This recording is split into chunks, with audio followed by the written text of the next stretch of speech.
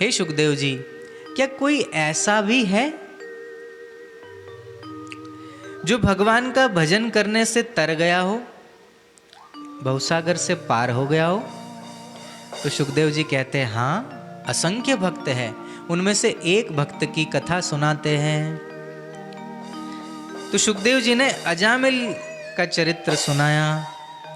कान्यकुब्ज गोत्र में एक दासीपति ब्राह्मण रहता था।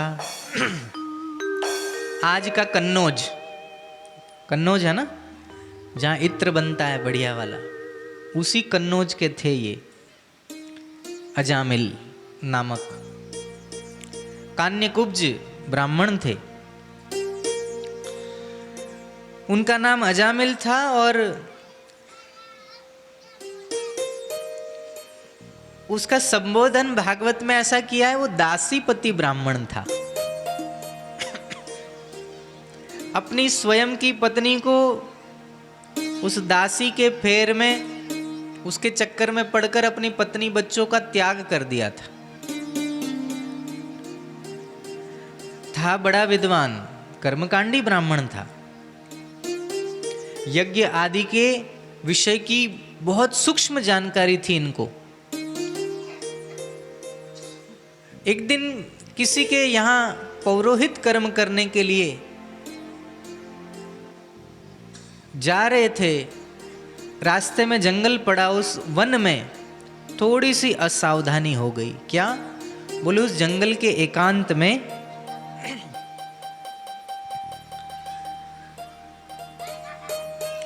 एक व्यक्ति दुष्ट भावना से ग्रसित था, कामातुर था। एक कुरसी को लेकर वो पहुंच गया जंगल में और वहां काम क्रीड़ा कर रहा था। अजामिल उसी मार्ग से जा रहे थे और वो दृश्य उन्होंने देख लिया। इनके मन में भावना ये जगी, वैसे तो देखो धर्मात्मा है, कभी ऐसी वस्तु दिख जाए रास्ते चलते तो क्या कहता है, नीति क्या कहती है? बोले उसको अनदेखा करके आप अपने मार्ग पे चलो, अपने गंतव्य तक पहुंचो। लेकिन अजामिल असावधान हो गए और एक वृक्ष के पीछे छुपकर वो दृश्य देखने लगे। जैसा आपने देखा है वैसे ही विचार मन करता है, बुद्धि करती है, और मन तो चाहता ही है कि हम फिसल जाएं, नीचे गिरे। मन तो गिराने के लिए ही हमारे साथ रहता है। अजामिल के मन में पाप आ गया। उसने सोचा कि अरे मैं इतना वेद पाठ करता हूँ, कर्मकांड करता हूँ, कितनी अच्छा ये वो सब, संयमित जीवन, नित्य नियम से रहता हूँ, क्या सुख है इसमें? असली सुख तो देखो ये दोनों ले रहे। अब जो क्षुद्र सुख है उसको परम सुख मान बैठा अजामिल। असावधान हो गया, मन पतित हो गया, जहां जाना था वहां नहीं गया, घूम के घर पर आया और जैसी वो सुंदर स्त्री दिखी थी जंगल में, वैसी स्त्री को ढूंढ के ले आया, उसके साथ गृहस्थी बसा ली, अपनी पत्नी और बच्चे को भगा दिया। कथा कहती है कई वर्ष हो गए। गांव वालों ने भी देखा कि ये तो पतित ब्राह्मण है, कहाँ हम इसको भगवान तुल्य समझते थे, इनसे अपना पौरोहित कर्म करवाते थे। अरे ये तो पतित है, इसके जैसे लोग गांव में रहेंगे तो दूसरे लोग भी इसका ही आचरण करेंगे, भगाओ इसको यहाँ से। उस अजामिल को उस दासी के साथ भगा दिया। तो अजामिल जंगल में जाकर एक कुटिया बनाकर उस पत्नी के साथ रहने लगा। 2-4 पुत्र हो गए। अब कहाँ तो वेदज्ञ और कहाँ अब जंगल में चरने वाले जानवरों को मार के उसे ले आए, उसी को पकाए, उसी को खाए। जंगल में कोई रास्ते में कोई मिल गया उसको लूट ले। ये सब अधार्मिक आचरण करने लगा। एक दिन उस गांव में संतों की जमात आई। कीर्तन करते करते सारे संत उस गांव में पधारे। रात्रि का समय होने वाला था तो साधुओं ने सोचा अगले गांव में कल चलेंगे, आज रात्रि में किसी वैष्णव के घर के आंगन में विश्राम करेंगे, उसने कुछ दे दिया तो पा लेंगे, नहीं तो रात्रि विश्राम करके आगे चलेंगे।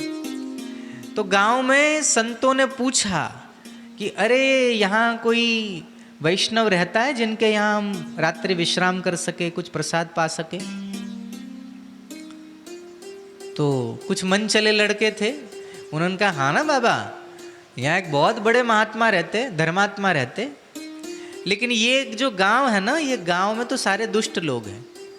बढ़िया वाला ब्राह्मण, बढ़िया वाला महात्मा, बढ़िया वाला धर्मात्मा इस गांव से दूर जंगल में रहता है, आप उसके यहाँ चले जाइए।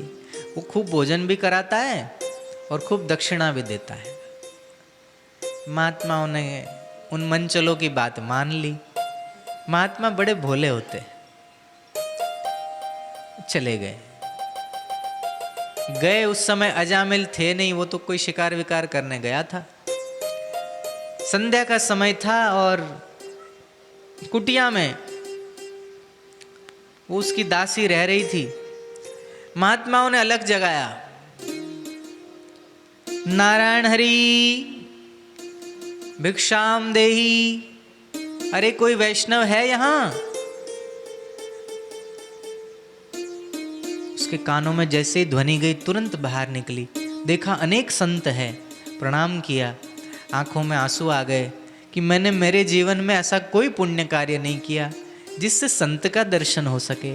आप सब सहज में यहाँ आए, पधारे, आपको प्रणाम है, लेकिन मैं इतनी पापी नहीं हूँ कि अब मैं आपकी क्या सेवा करूँ।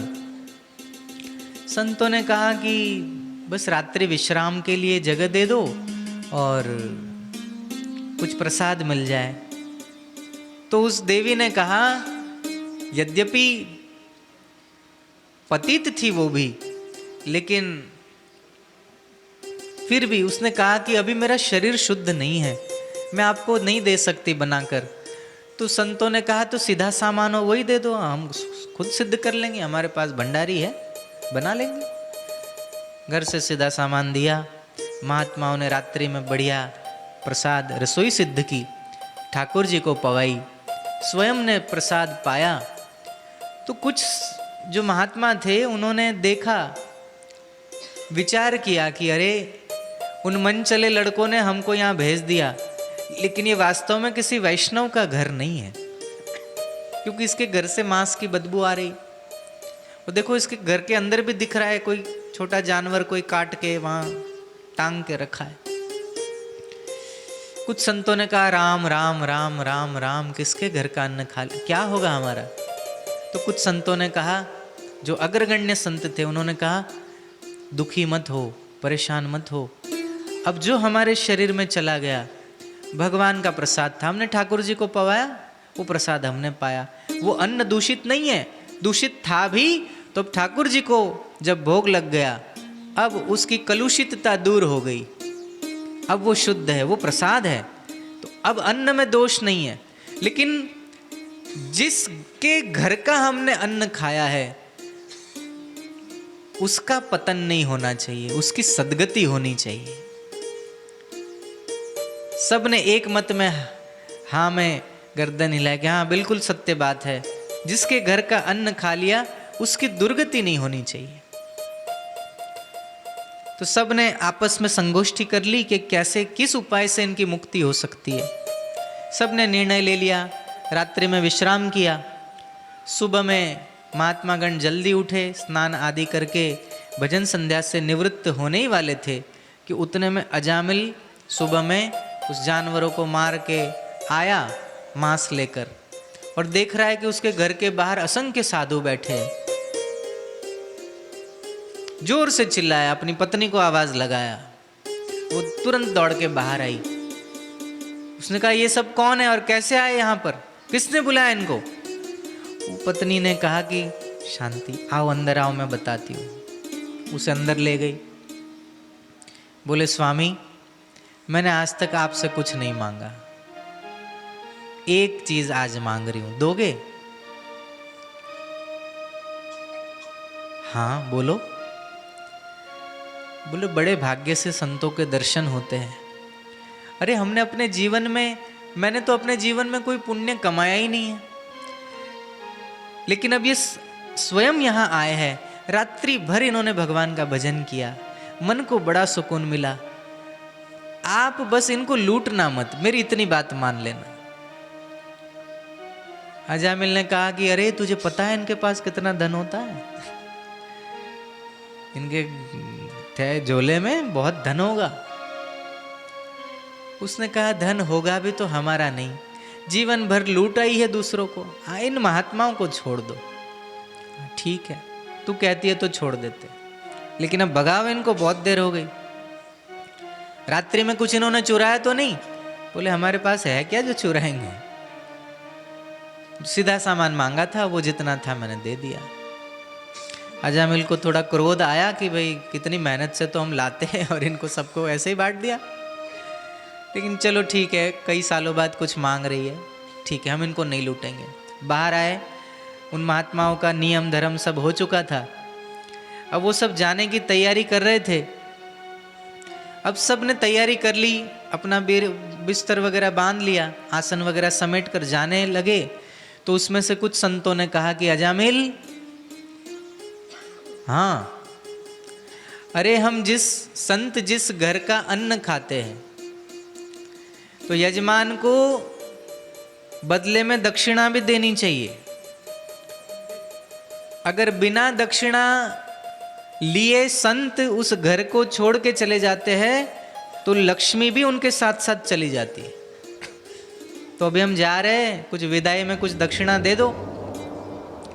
अजामिल का गुस्सा फूट पड़ा गया है, रात भर इतना मन भर खा गए और फिर इनको दक्षिणा भी चाहिए। अरे मैंने तुझे बोला था ना, इनको लूटने में ही अच्छा ही है, ये खा भी गए ऊपर से दक्षिणा भी मांग रहे। अरे अभी रुको, तुमको बाहें चढ़ाई। वो पत्नी ने रोका, भाई ऐसा मत करना, मैं हाथ जोड़ूं, इनको मत लूटना।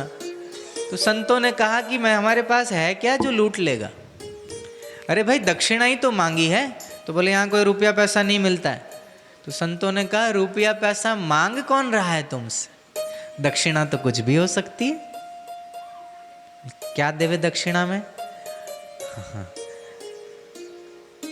संतों ने कहा एक वचन दे दे बस।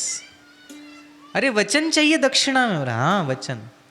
बोले अगली संतान, हमने तेरा भाग्य देख लिया अजामिल, अगली संतान जो होगी उस संतान का नाम तू नारायण रखना, ठीक है? इतना वचन दे दे। अजामिल के कलेजे को ठंडक पहुंची क्या? हाँ बस इतना ही है ना? अरे हाँ दे दिया वचन, अगली संतान जो होगी उसका नाम हम नारायण रखेंगे। संतों ने मन में सोचा कि जो बीज आरोपण हमको करना था वो कर दिया। अब ये जो भक्ति का, ये जो नाम का बीज हम इसके हाथ में देख के जा रहे हैं, ये जिस दिन बोएगा, मतलब संतान होगी और उसका नाम रखेगा, बस उस दिन से इसका दुर्भाग्य सौभाग्य में बदल जाए, इसकी दुर्गति नहीं होगी। इसके घर का अन्न हमने खाया है और हमने जिस घर का अन्न खाया है उसकी दुर्गति हो जाए तो हमारा संतत्व कलंकित हो जाएगा। संत तो निकल गए, समय पाकर बालक हुआ, उसका नाम नारायण रखा। इतना प्यारा, इतना सुंदर बालक कि अजामिल के तो दूसरे भी बच्चे थे, लेकिन उनमें इतना मोह नहीं हुआ जितना मोह इस बालक में हुआ।